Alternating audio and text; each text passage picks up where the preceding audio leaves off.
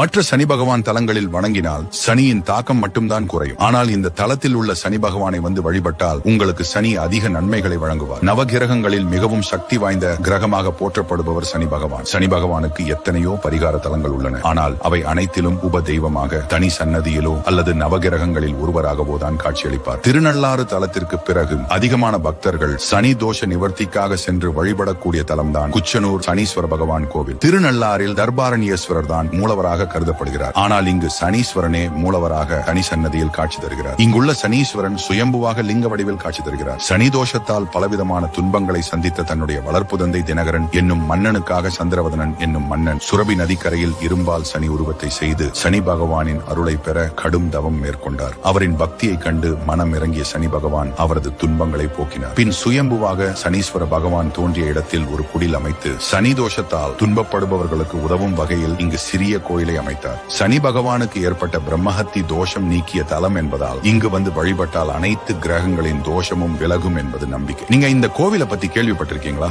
கமெண்ட்ல சொல்லுங்க.